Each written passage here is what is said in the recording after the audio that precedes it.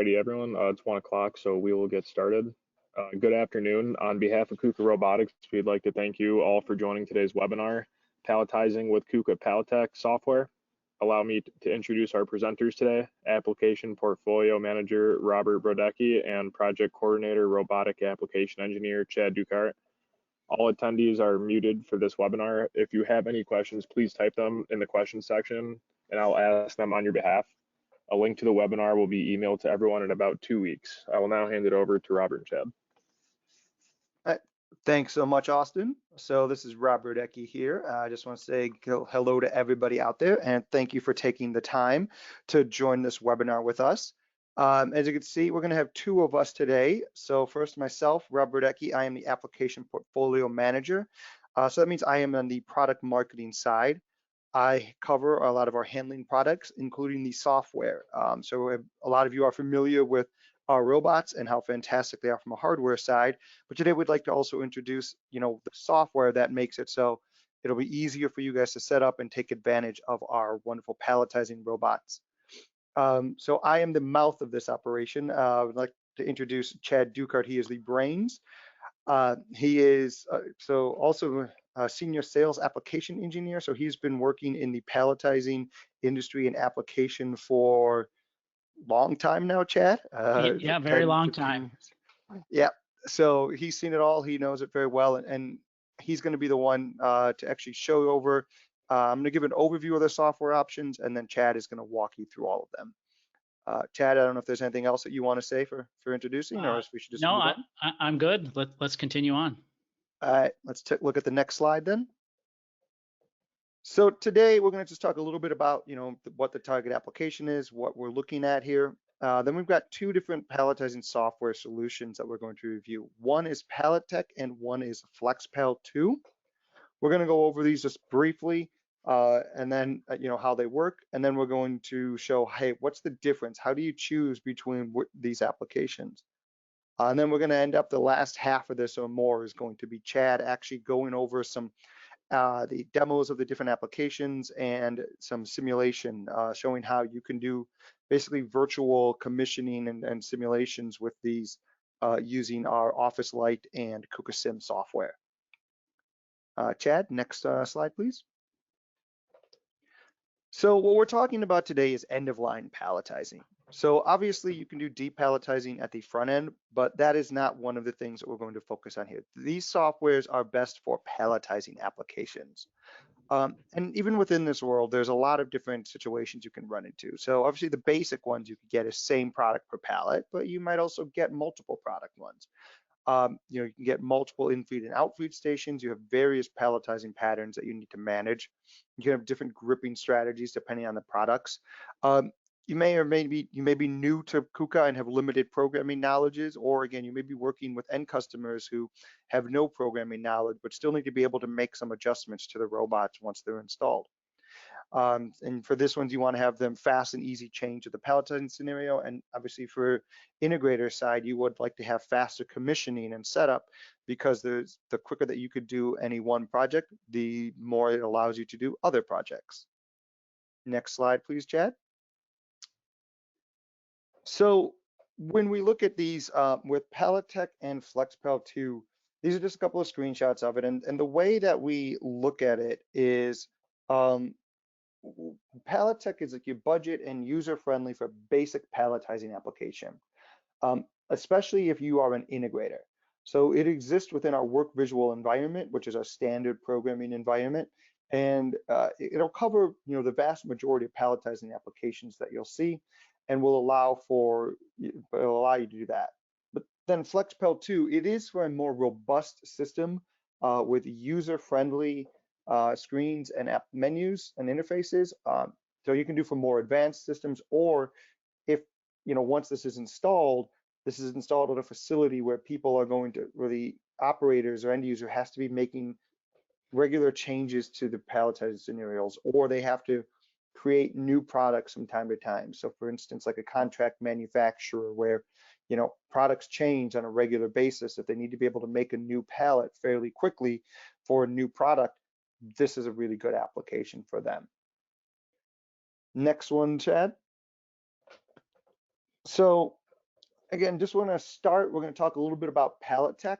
So again, this is something that is used for easy and simple configuration within WorkVisual for basic palletizing ones. And one of the keys here is this is for obviously the mono palletizing, so same product. You know, if the pallets are going to have different products on them, where especially if it's each layer is different, then what you need to do is you need to look at FlexPal too. But if it's going to be the same product, the whole PalletTech is good here. So this works for both KSS 8.6 and 8.7. So for those of you familiar with KUKA, these are, 8.7 is the most latest operating system. It works with our newest controller, the KRC5. And 8.6 works on KRC4, which was, still available, still a lot of machines out there and going in and being installed, because the transition is really just happening this year. Right. And this is suitable for, all of the KSS articulated arms. Obviously, this is going to mostly be for your palletizing versions, but all of your 6-axis ones as well, it works. So again, the main things that we look at with PalletTech is quicker deployment.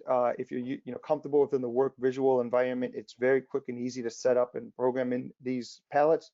But then what it also does provide is customization and extensions. There's places where it automatically generates the KRL, the robot programming code for you, but it does provide certain places where you could go in after the fact and make adjustments so that if you need to do something a little bit outside of that for a highly customized portion, or just, something that wasn't easy to program in with the wizard, you can go ahead and do that. All right, Chad, next one. So my dotted lines got a little messed up, but again, this is all done when you actually set this up. The way that you do this is in a WorkVisual environment. So first, you're going to install the option PalletTech via the KOP mechanism, which is again just a standard thing that loads up all of the options into WorkVisual. Then you want to just define what your project structure is like. So this is going to be your cell components, like your gripper. PalletTech works best with standard vacuum fork and clamp grippers. If things start to get really crazy, it can change. We might be looking more at FlexPal, which will show you, what the grippers get really out there. But again, for most standard palletizing grippers, even fairly complex ones, but as long as they're, vacuum forks and clamps, it works. You're going to want to set up your infeed stations, your outfeed stations, and then create your items like your products, your slip sheets, pallets, and their handling methods. And again, all of this is being done within screenshots within WorkVisual, wizard screens within WorkVisual. So you're not doing hard programming, you're just doing configuration. And Chad will walk through these a little bit later on in the show webinar. Next one, please. Here's just a couple of screenshots for you to see though. So, after you've set up all of those different items on it, you actually want to set up the recipe. And this does use a very graphical representation for it. So you can have 2D and 3D representations. On the left, you see for the layer, each individual layer, you can number the picks, the drops, you can choose the angles of approach. And then at the end, you're going to program each one of those layers, and then you pass it off, and you can see on the right, you can have a nice 3D graphical representation. You'll actually be building up your recipe layer by layer, and you can have all those nice 3D representation. All right, Chad, next. And then the last thing that you're going to do within WorkVisual is define the palletizing scenario. So this is where you actually take, hey, here's my package, slip sheets and pallets, and assign everything. Here's the feeding stations.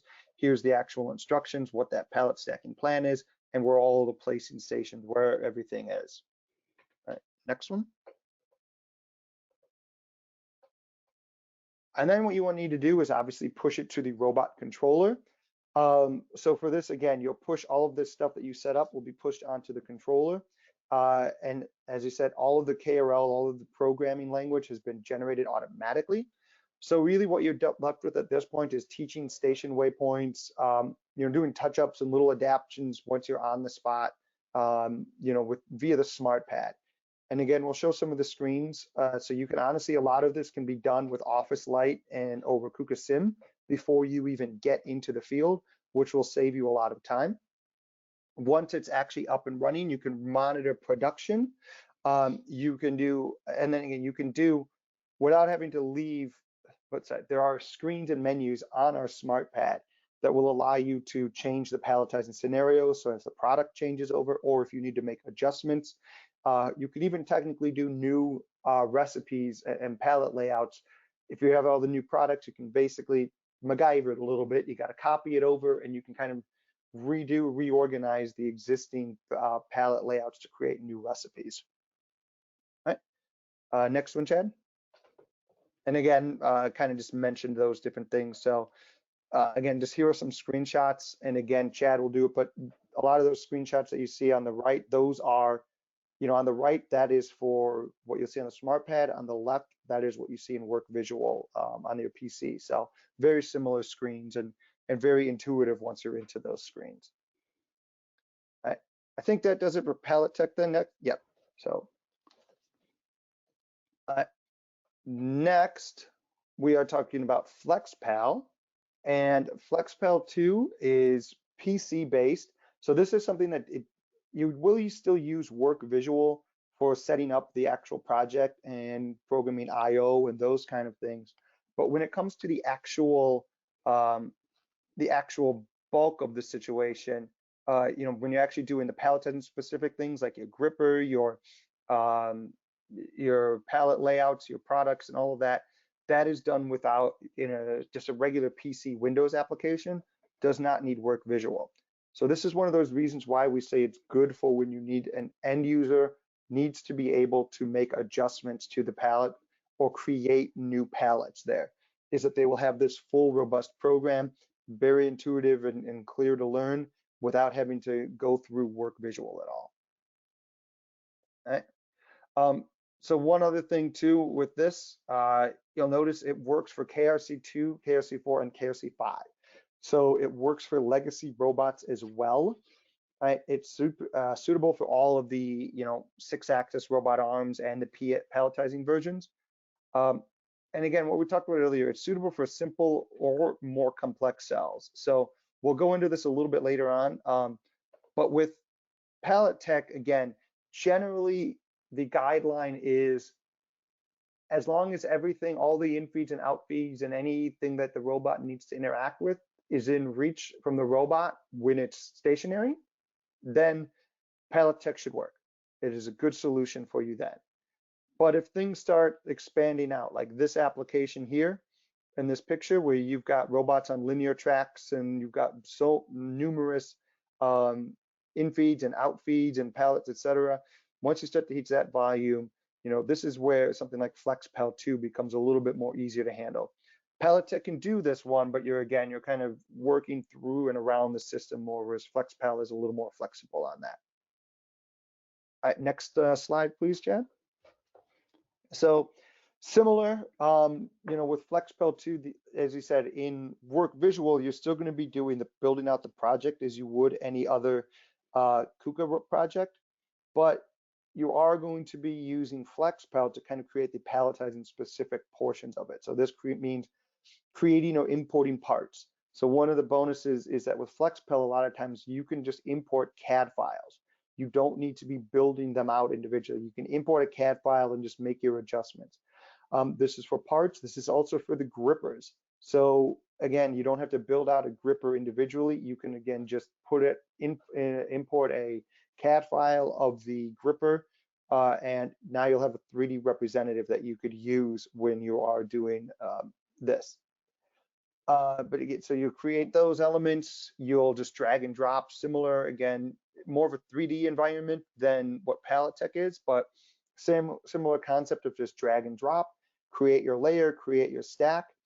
And then one of the other things to notice is as you're creating, if you look at those images on the right, like obviously a lot of these are never really products or pallets that you'd expect to see, but it's just to show you that you do have this free orientation of products and grippers. So you can really work with grippers that can get complicated and funky, and products that are, regardless of the shape that you need to do and the orientation. So PalletTech is much better when you're just picking up and kind of staying horizontal. It can do a little bit of where you have to go at an angle, but again, it's a little bit of working around you'll be going in after it's been generated and altering the code. FlexPal is made to be able to handle those things. You have to angle the gripper, for example, much more natively from the application. So it really just allows you more flexibility, which is why it's called FlexPal. At least that's what I'm going to say. Next page, Chad. Similar to PalletTech, once you've gone through and made those changes and created those recipes and the palletizing specific things on the editor, you will export it to the robot. And just like anything else, this can be done over an Ethernet and Ethernet connection. This can be done with USB, however it works best for you. And then you will use the teach pendant to do configuration and setup. Again, similar to PalletTech, you can use Office Lite and KUKA Sim to replicate and do this in simulation, saving you time when it actually gets time to go onto a robot. All right, Chad, next one. So this kind of really finishes up the page, and we again want to talk about when would you use one of these. So again, the main thing is with PalletTech, we're looking at your standard bag or boxes or bags. Boxes are preferred, bags it can do. It's just a little bit, again, a little bit more needs to be done for it. A standard gripper, if you will, just a vacuum clamp fork, nothing too funky. And here's one of the big keys is that once it's been installed, you don't really need to be making you're not making up new recipes, new products. You know, you're kind of installing it and letting it run. Maybe just switching over to between pre-existing ones. Recipes, or just adjusting them as, you know, if an offset goes, if you need to tighten it up or something like that. It works, PalletTech is good when you have one product per pallet. And again, we'd say roughly 1 to 6 total pickup or drop off points. This is, you know, basically where the robot, you know, within reach of the robot. And 2, where software budgets are concerned. Just again, list pricing, PalletTech is about 1/3 the price of FlexPal. So it is just it covers most applications, and if you're an integrator and you know you're going to develop something and set it and it's going to get installed and done, this is a really good solution. FlexPal again is when it needs to go to the end user. They need to be able to create new products, pallet recipes, etc. Also works if you have multi-product pallets where, you know, each layer could be a different product. When you start to get more unique product shapes and grippers, this goes in. When you have a higher number of pickup or drop off points or that more complex cell layouts, and again, possibly with obstacles, this is where FlexPal works well. And just to note, so that 1 to 6 and 1 to 16, obviously both of these can do more than that. I've heard 32, 48, you know, different pickup and drop off points for both of these. But we put these kind of guides as in, these are ones that you should be able to do yourself with limited support or through the manuals and stuff. If you start to get more than that, you know, that's when, okay, you're going to need assistance from people like Chad and others within KUKA. Right. So Next slide. actually, this is it. So if there's any questions, you know, before that, we're going to go into Chad is going to actually go through some rundowns of this. Are there any questions though to this point? We'll just wait a quick moment to see if anybody has any questions that they'll put in. But as of right now, the only question we have is, will the session be recorded? And I can answer that. Yes, it will be recorded. It will be on YouTube. Should be within 2 weeks here. So we'll give it about 30 seconds to a minute here to see if another question pops up, and then we'll let Chad move on. All right. Well said, Robert. Well, Austin on that last part, but thank you. Or about the palletizing stuff, I'll accept that phrase. And I know you're going to do a really good job of going over it. Well, I'm gonna try. So I've learned All right. a lot from you, so I know you'll do it well. But I think, yeah, I don't see any new questions coming in. So when you're ready to start. Okay, so what we have on the left here is KUKA Sim with connected over an Office PC over to this Office PC over here. And I'll just go through the video here and kind of talk about the cell. So the first thing is we want to look at our gripper. So we've got a 3-zone gripper, a green zone, a blue zone, and a red zone. If I can turn it up for you guys to see it. So there's those 3 zones. And there's also some guidelines on there, those red and green markers. These help you when you're teaching the stations to know where X and Y is. So those are pretty handy to have on a gripper. I would suggest you put those on there. So next thing we're doing here is showing the connection to the controller. So there's my dual cab PC on the right, and I'm connected to it. And then I start the simulation, and hopefully everything goes well here. It does, it's pre-recorded.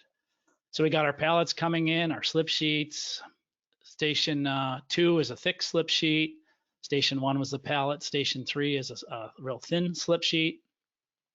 And then moving on to Station 4 and Station 5, that's a bigger box. And then there's 3 small ones that it picks up on Station 5.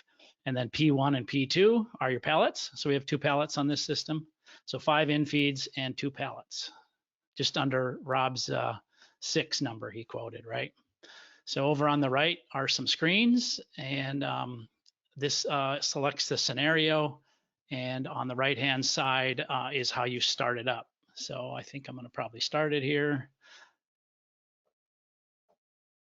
I think we're also showing the 2 infeeds there. There's no pallets present. Input 11 is the location, and 15, or sorry, the pallet presence sensor. 15 is a pallet presence sensor for number 2. We switch to T2 mode, and we need to start PalletTech. That's the main program that starts up, and looks like we're running, and we got BCO. And back to the PalletTech screen, and everything is good. I changed my speed up to 75%.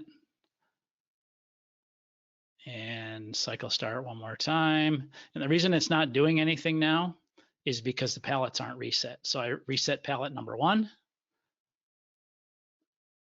And oh, I forgot, I got to press cycle start. And there it goes. Now I'm going to go to pallet number 2 and reset it. And it should be able to transfer the pallet from the infeed station to the pallet station. And then input 11, you see that goes true there because I got actually a pallet. Outputs 100, 102, and 104 are for the gripper. So they're true now.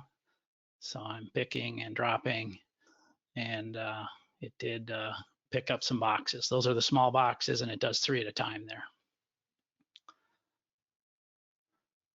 And then I should pick a pallet, place it in pallet 2 location, and that's there. And you should see input 15 go true, and it does. And in this scenario, there's a thick slip sheet on that guy. So continuing on, now it should pick product. These are the bigger one pick, 1 drop on this pallet. And those are the pallet patterns that are defined in WorkVisual. And then I change the speed over on the right-hand side. So you can do a lot with the simulation and kind of run the whole system. So works very nicely. KUKA Sim Pro has come a long ways.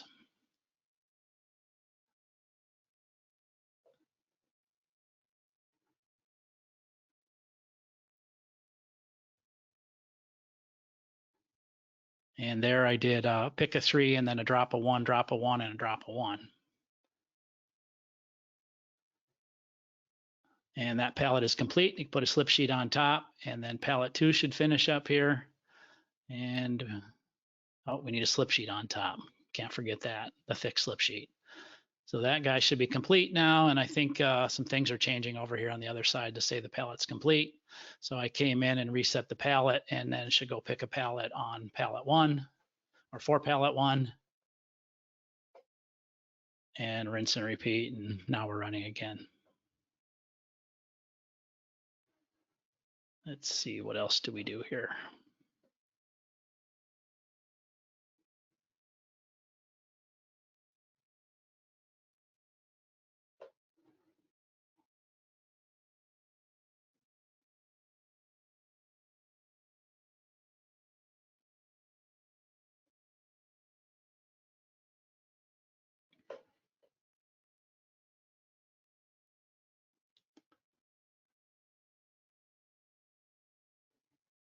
All right, yeah, Chad, I think Maybe that's, we'll jump forward. I think everybody gets the idea. Huh?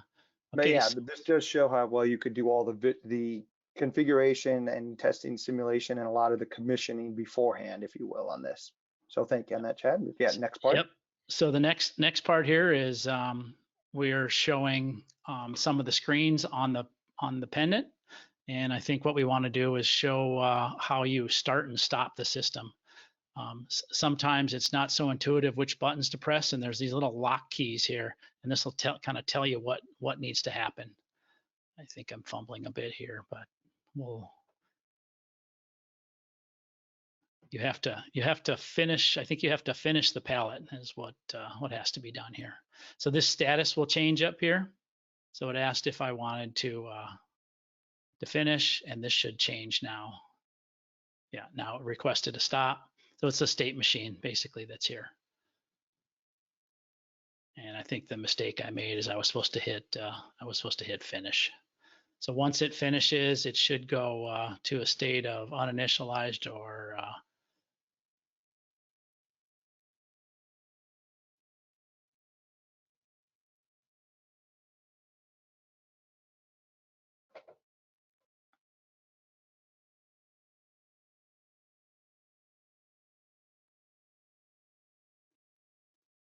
yeah, there's the pop-ups that come up. So those are all the different modes that it goes through.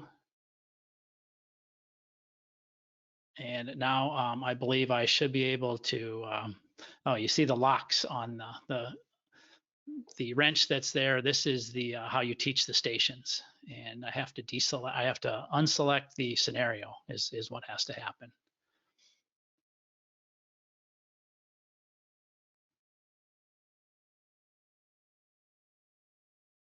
Yeah, I didn't press the finish key. That's what I didn't do.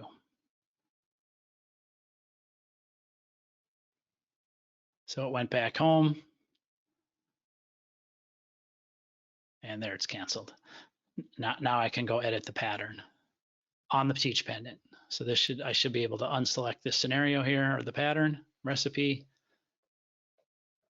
and there it's unselected.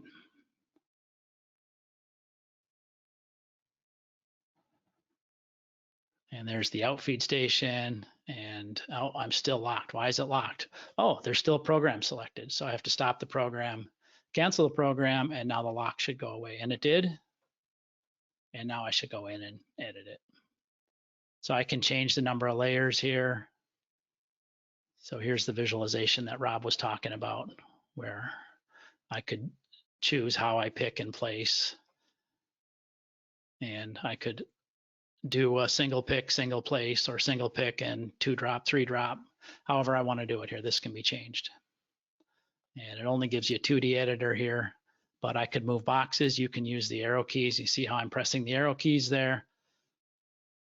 If I needed to move those boxes for whatever reason, I could do that all on the pendant. And those buttons should be big enough for big fingered people like myself. So.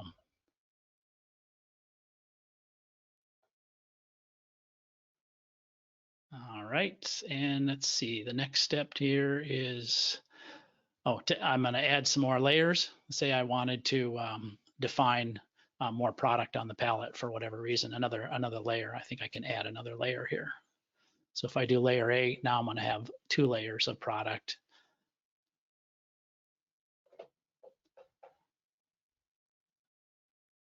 And then if I go ahead and save it, it'll take those changes. I'm not going to save it, so I hit yes. And next step here should be to, I'm going to just jump forward here a bit, is to go, this is the setup screens. So if I need to set up station waypoints for every station, and this is nothing more than a perch position above each of those stations, and I can physically teach that with this utility here. This allows me to do that. So that's what I'm showing here. So I'm teaching this position. I press the arrow key, and can't jog in T2, can you? You have to go to T1 and jog. And if I enable the pendant, we should see on the left-hand side over there. Now I can jog in Cartesian. In X plus, the robot moved forward, And oh, I need a little more speed, so I need to speed it up a bit. And now it should move. So you can see the robot moving right in the simulation, which is pretty cool, I think. And I moved it, and just to show I can apply that position. So that's how I teach those waypoints. And the same kind of thing goes for next thing we're going to, oops, I jumped too far ahead here. Next, we're going to change one of the infeed stations to calibrate this. So what we're doing here is teaching where that base position is, the origin of that base. And that's what this little utility does here. And it allows you to pick a box to do this. Makes it easier instead of having a pointer, but you could just physically put these numbers in too.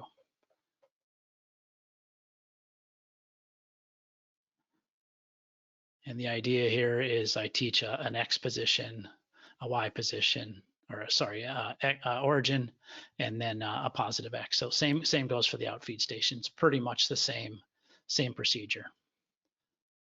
A little bit different in the fact that I can teach along the length of the pallet here on the X.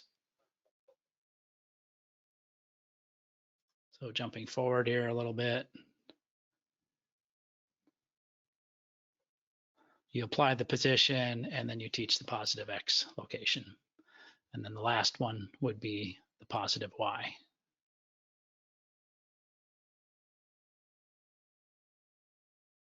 And there that is. Okay. We have any questions?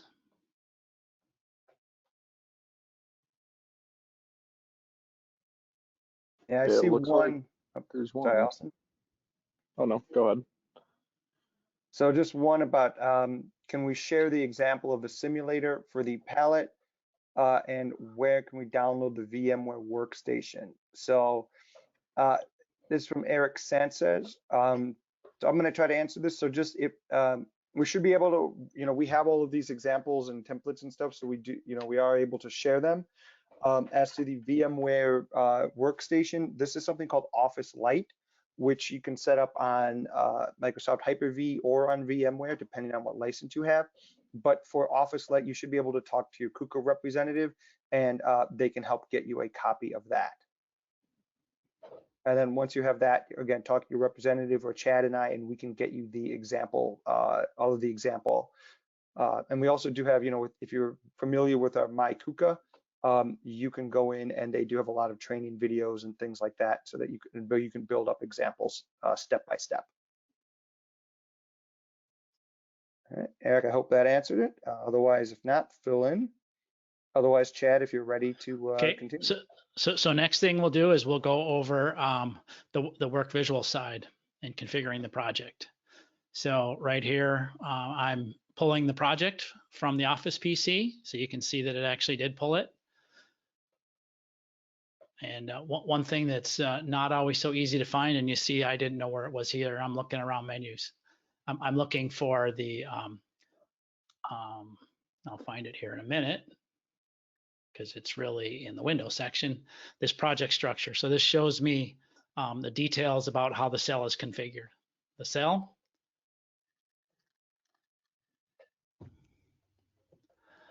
So you can use external PLC with this, but you don't have to. So I was just using the Office PC with some limited I/O. For infeeds and pallet stations, you do need some I/O. And this is just showing the interference zones, and then the 3 zones that I spoke about earlier. So I got a red, a blue, and a green zone, and those are my outputs. 100, 102, and I think this is 104. And I don't have to put a part detect in there if I don't want to. So when you start doing this initially, I would suggest you don't put the part detect in there, because it causes problems if you don't have the sensor right. And so the next things here is the infeed stations. Let me just pause this here. So this is the actual base frame. So you don't have to go teach it. You could just enter it in here. And then what I'm trying to show here on the station release is you don't have to use a physical input for it. You can just put it to 1025, which is an always on bit. And we'll let it continue on here. So those are kind of the bare minimum signals that you need. And this is just showing more of these stations. They're all pretty much the same. They have a frame, define if it's left centered, right centered, or centered justified. A lot of different things here. And then the pallet stations are the same way. I have a frame that's defined. You can use the guides on the pendant, or you can just put the rough numbers in here too. Once they're taught, they will actually come back in the project. And then there's just we're to the items here. This is the small box, and then the bigger box. And I always have to supply a handling tool with it. How am I going to pick that product up? So I'm picking 3 here, whereas the big box, I should just be picking 1 box at a time. Yeah, so you see here, it's 1 box. And then moving on to slip sheets. Sometimes slip sheets you don't always pick on the center, so you have to pick off center a bit. You can put those offsets in here to do that. So lots and lots of control. You can also set the velocity, like say pallets, sometimes you can't move these at max speed. Okay, so then we move on to the palletizing instructions. You saw some of these slides on Rob had some of these slides. So right now you can add more. I could add a bunch of things to it, and then you pick and choose what's going to be on each of those layers. So I'm putting slip sheets between those layers. Maybe the product doesn't sit very well on the pallet, so I need a tier sheet or a tie sheet to hold it in. Okay, so that's what we were running on the first pallet. And then here we're going to show what are all those picks and places, how do they function. So if I double click on that, it should show that to me.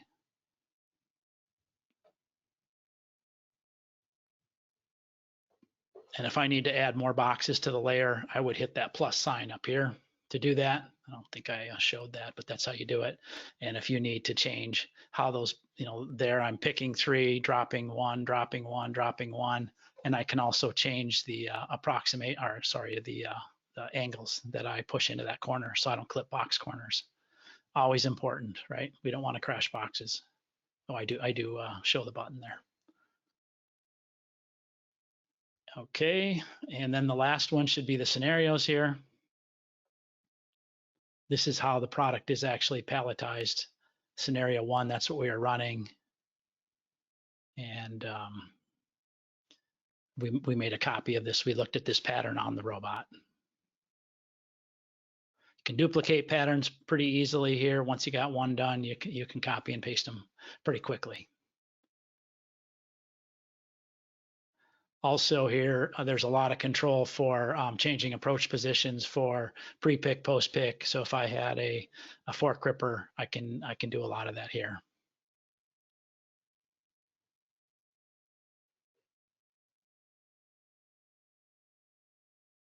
And then I can see the pattern in a 3-dimensional representation.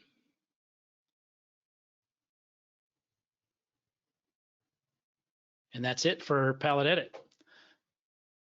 We have any questions?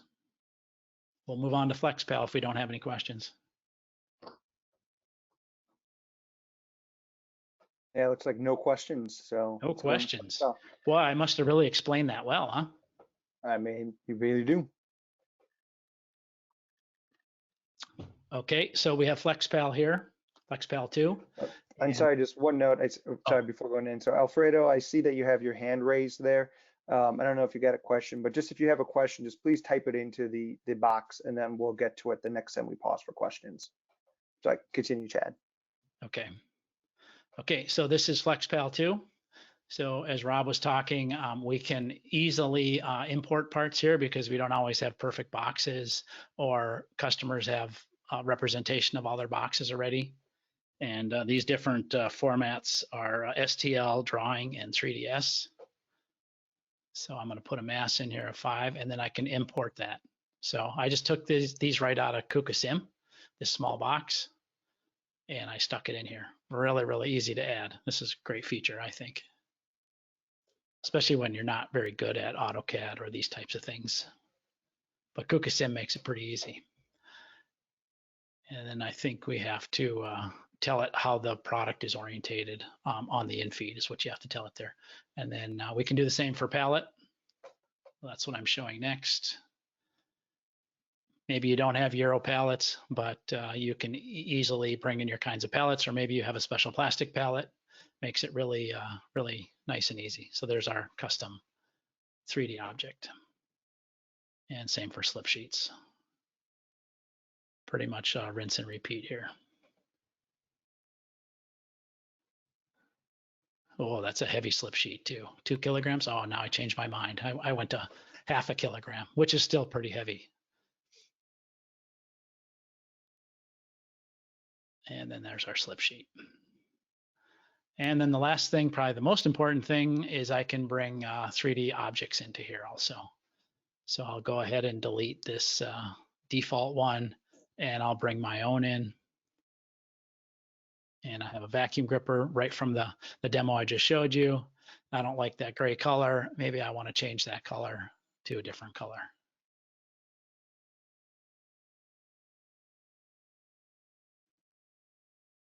Exciting green color now.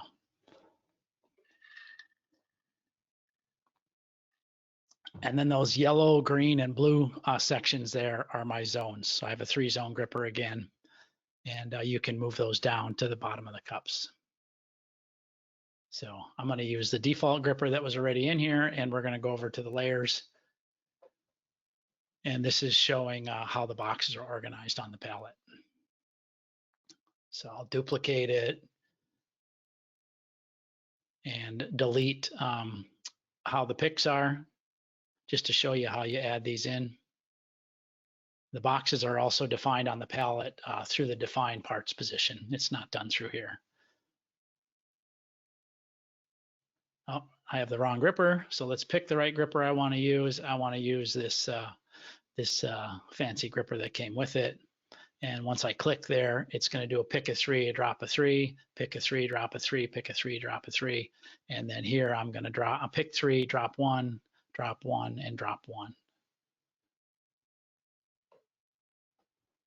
And that's kind of how you define it here. It's pretty straightforward, I think. And then I'm changing the approach angles here with the clock. And I want to not clip boxes here, so I'm going to change that approach angle. Oops, I want to go this direction because there's nothing there. This one I want to push into the corner, so it's a nice tight stack. And on my way. So then it's going to show the stacks. This was predefined already, and I'm going to create a new stack. So those are my choices based on what I brought in. You know, obviously my naming convention is not the best there. Test is probably not the best name for that. So I'm going to add a pallet, because that's usually what's on the bottom of the stack. Oh, I didn't want that pallet. I want a different pallet, and I want some slip sheets. And now I'm going to add a bunch of layers.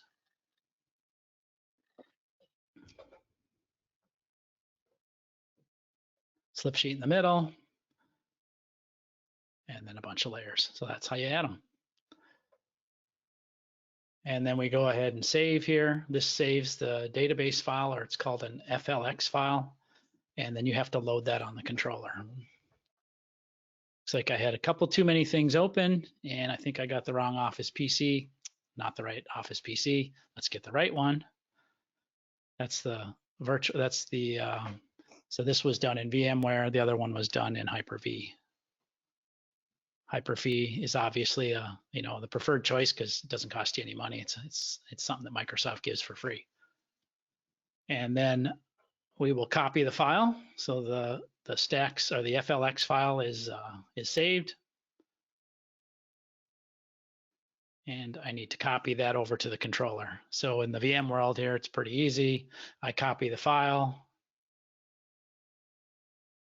and then I paste it in here. So it's pasted on the desktop of the robot, and now I need to import that file. This could be done also over network too, either way, USB stick or network. And I open it and I import it, and it should appear here. And I think I was actually supposed to press the stack key, not the webinar stack, and that's the end of that.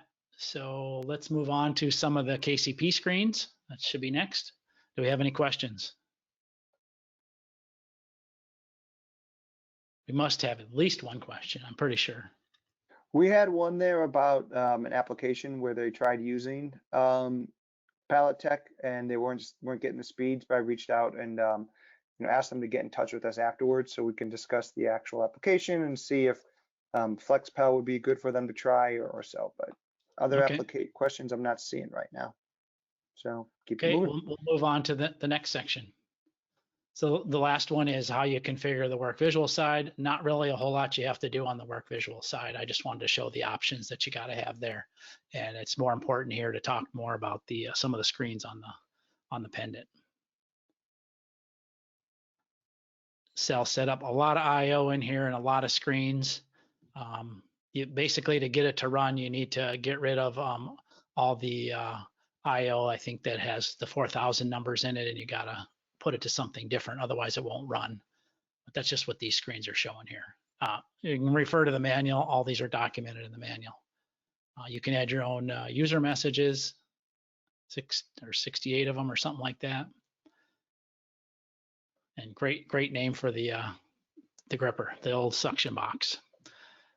So lots of different parameters that you can adjust here. And then here's, this is the most important screen here, the FlexPal settings. Again, some general speeds, and you see the green dot there. This is an important thing because you need to have the green dots. Did I stop it here? I did. You need to have the green dots here and here and here before you can continue on to load the pattern and to run the system. So that's what those are shown. So very important. And this is how you define the gripper rotation, so you don't rip all your cables out. This is how you're doing that. You're setting this up positive to negative. And then here's how you set up your stations. So right now this was set up for one infeed and one pallet station, but you could add pallet stacks there and slip sheet stacks also. And that's done by, here's showing how you measure the origin, the X direction and XY direction for each of the stations. And you can also use the tool here to touch up, and there's a nice little utility here that measures these for you, and it works very nicely. It's done well. And a loop position, this is just like our waypoints, just call the loop position. It's your perch position on the station.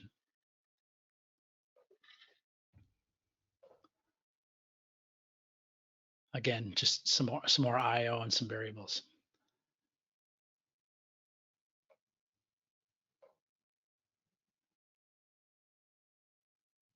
Yeah, we can just jump forward here. This same thing for the pallet station. And then the transfer of the plans, which we already showed with the FLX file. We already showed this. Production screen, there's trajectory calls if I need to move around things and do some special stuff. Say I need to move around a column or, all kinds of things that I can do special in this package. It does a lot, and it's well thought out. And I can transfer some of these positions to other robot controllers too. So I can customize the loop position if I need to turn on special I/O or do these kinds of things. All can be done from here. And let's just move forward. And I want to show, this is always important. So I like these kinds of things. Operators also like this. If I need to manually open and close the gripper, I can easily do that from here. And you hear this word WOP, that stands for way of programming, by the way. Just some keys that you can do different things with. And that's it. And we're about 50 minutes into it, so perfect timing, huh? Yep. Thank you so much on that, Chad. So once again, just, we want to thank you for attending and showing it. And again, just a review on, when do you use one or the other? So if you're an integrator who's already familiar with it, PalletTech is a really good application for that. Should cover most of your applications and allow you to get those done pretty simply, especially if you're familiar with the WorkVisual environment.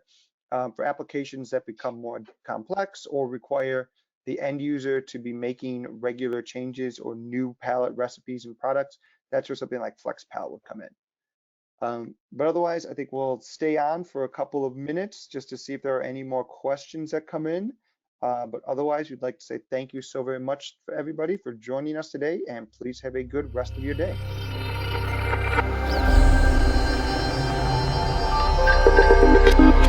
Industrial intelligence.